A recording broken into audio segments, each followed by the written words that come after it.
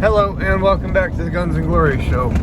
I wanted to talk to you about something else that I saw in the back of a pickup truck. It said, police lives matter, ... criminals not so much. This person, if they are a police officer, and they probably are, should retire right now. They're a danger to themselves and to others.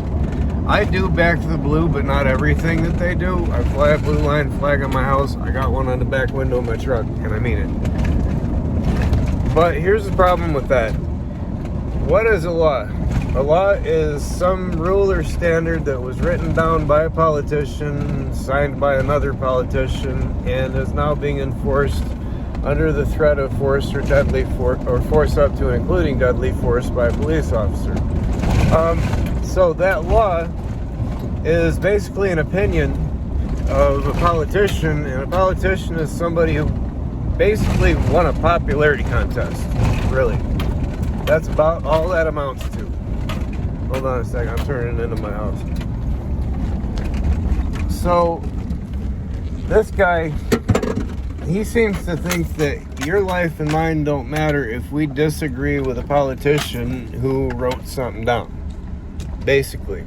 What's a politician? A politician is a strange creature that is something between a lawyer and a crook. That's a politician. Now, politicians make laws, and now, because I maybe don't agree with this crook, you, as a cop, think my life doesn't matter? Let me tell you something, you little... History repeats. And I'm talking about 2020.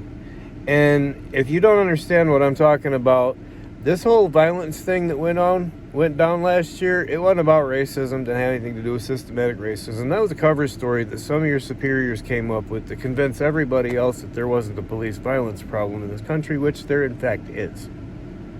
It's a big one. So let's take traffic, for example. You're going to have somebody put up a sign who is financially, motivated to say, if you break this rule, we're going to have this police officer with his costume jewelry pull you over in this car with these ridiculous lights on it, and under the threat of force or force up to and including deadly force, they're going to extort you via third person 10 days later for breaking their rule.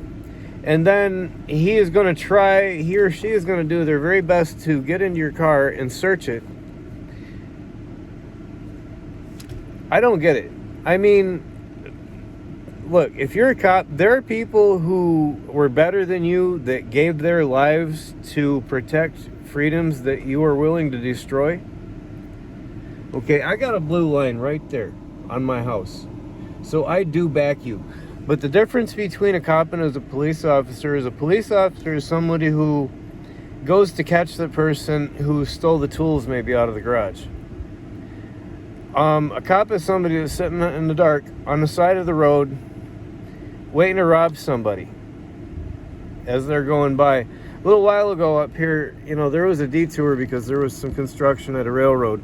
And so this cop is sitting in the dark in a 25 mile an hour zone that ought to be like a 45 or a 50.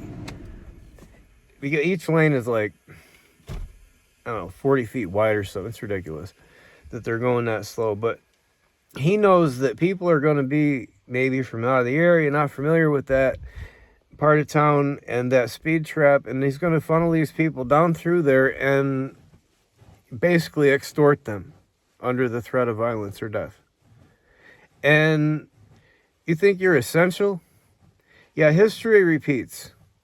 You're lucky that it wasn't the Republicans that went off in 2020, because I wouldn't be having this conversation with most of you if it was.